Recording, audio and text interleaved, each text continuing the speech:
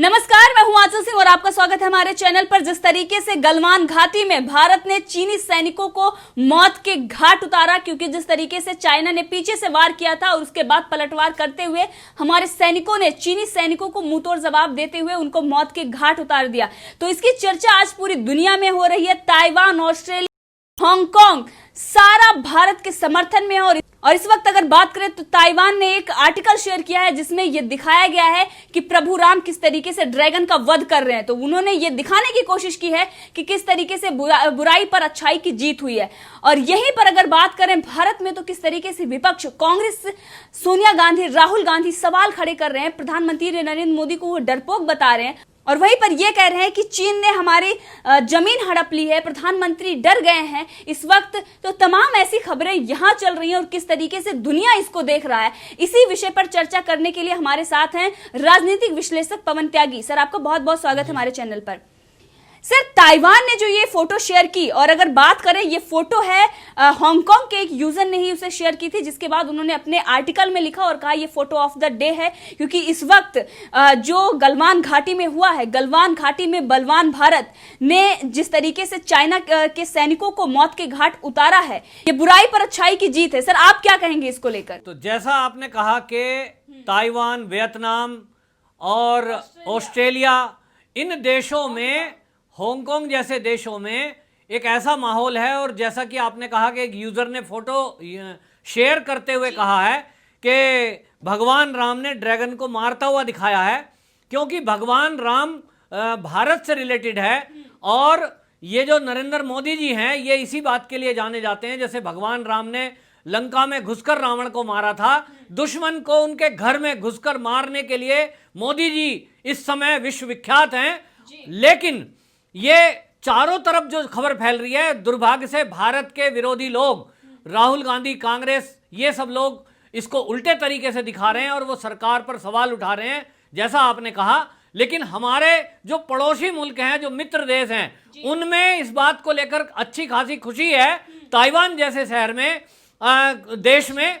और वो ये समझ रहे हैं कि चीन को कोई सबक सिखाने वाला इस दुनिया में है तो वो भारत है। ऑस्ट्रेलिया को भी उम्मीद है, और पिछले दिनों जो भारत के साथ समझौता हुआ है, ऑस्ट्रेलिया का परमाणु प्रसार के लिए जो समझौता हुआ है, उसमें साथ ही ऑस्ट्रेलिया से समझौता हुआ है कि दोनों देश एक दूसरे की भूमि को युद्ध के लिए प्रयोग कर सकते हैं।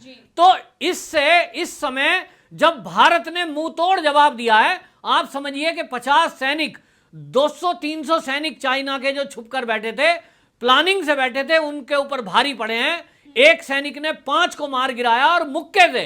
तो चाइना को यह पता लग गया है कि कौन मुंह तोड़ जवाब दे सकता है, घूंसे से भारत का सैनिक मार सकता है उनको। तो इसके लिए पूरी दुनिया के जो देश हैं, जिन्होंने जिससे चीन ने दुश्मनी मोल ले रखी है, वो देश अब भारत की तरफ उम्मीद से देख रहे हैं। और इसलिए उनकी जो ये प्रतिक्रिया आई है, और ताइवान ने जो यूजर ने एक शेयर करते हुए कहा है कि हम जीतते हैं हांगकांग, और जीतते हैं और मारते हैं। तो आप देखिए, ताइवान से घिरा हुआ है ये चीन, और इसमें इस समय जो प्रतिबंध लगने वाले हैं, ये चारों तरफ से घिरा हुआ है। वहां बड़ी संख्या में आज भी भुखमरी, बेरोजगारी चीन के अंदर है, लेकिन ये सेना का प्रयोग करके उसको दबा लेता है। जो इसके आसपास के देश हैं, ये सब इकट्ठे होकर इसके ऊपर चढ़ाई करने वाले हैं। आज जो हालात बन रहे हैं, उसमें चाइना के कितने टुकड़े होंगे ये चाइना भी नहीं जानता। और इसको कई मुद्दों पर, कई हिस्सों पर, कई तरह से, कई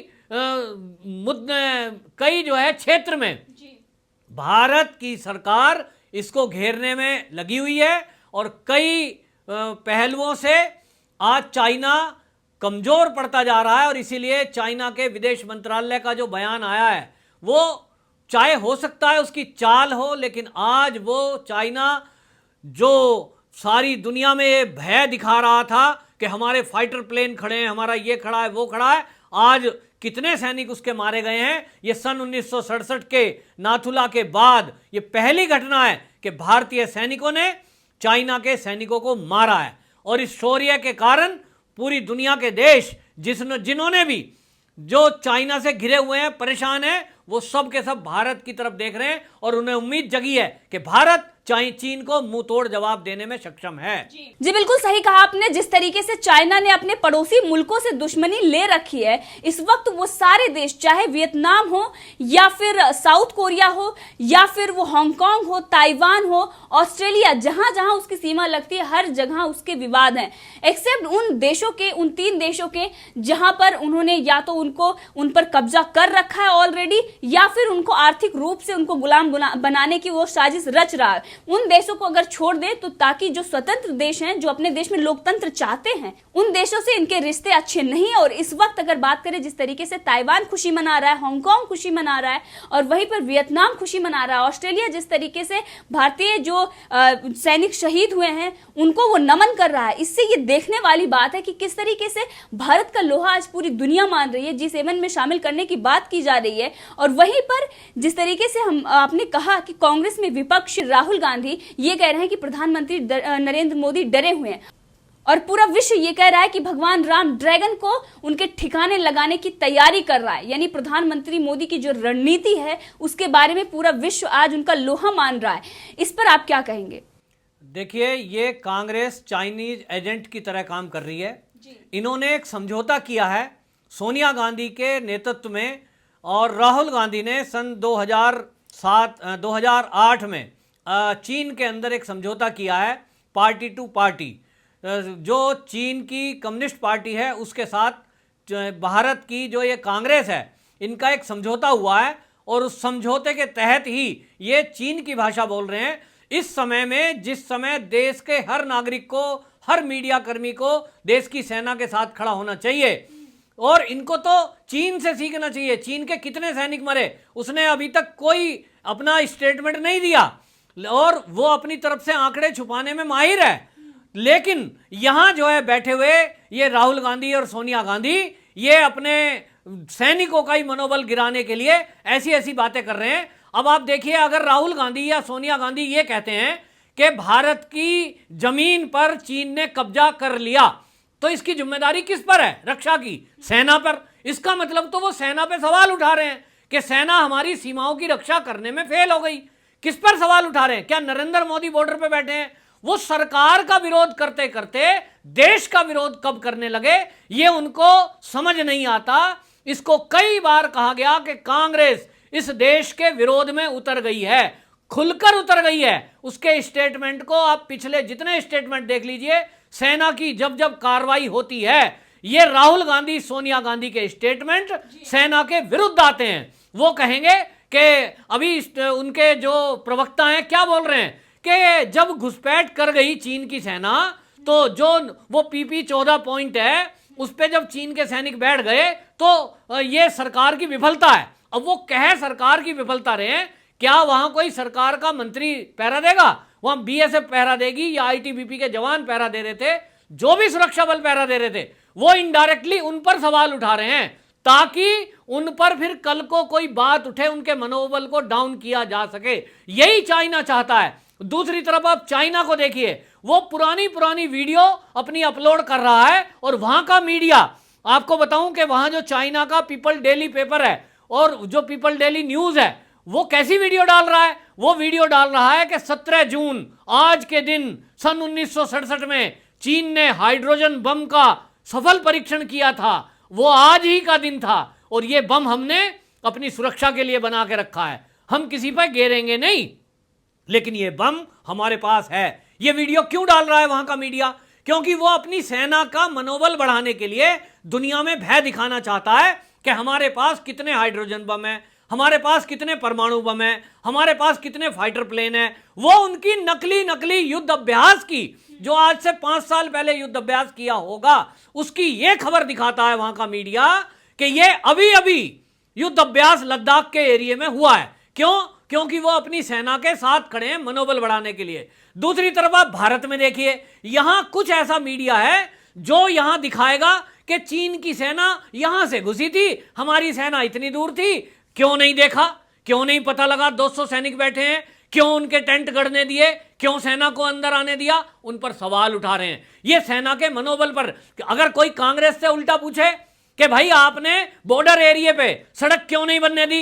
मैं पूछता हूं सोनिया गांधी से आपके चैनल के माध्यम से कि उसका चीन में बैठकर जो राहुल गांधी को और आप आनंद शर्मा को लेकर गए थे, जो आपका चीन में समझौता हुआ था शी जिनपिंग के सामने, तब आपने पार्टी टू पार्टी 7 अगस्त 2008 में जो समझौता किया था, क्या कांग्रेस ने उसके बाद 2008 से 2014 तक, जब तक मोदी सरकार आई है, क्यों नहीं चीनी बॉर्डर एरिया में सेना की मांग के बावजूद भी अपना स्ट्रक्चर क्यों नहीं खड़ा किया, क्यों सड़कें नहीं बनाई? अगर आज बॉर्डर एरिया में सड़कें होती एलएसी के पास, तो आज हमारी सेना भी बख्तरबंद गाड़ियों में बैठकर, जीप में बैठकर उस पॉइंट तक पहुंच सकती थी क्विक, जहां वो चीनी सैनिक घुसकर चुपचाप बैठे थे।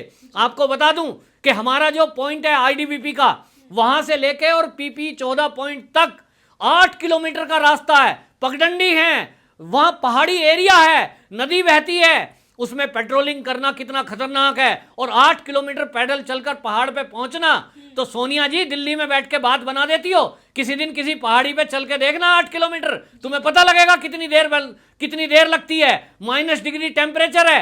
आपने यहां बात बनाई, आपने सड़क क्यों नहीं बनाई?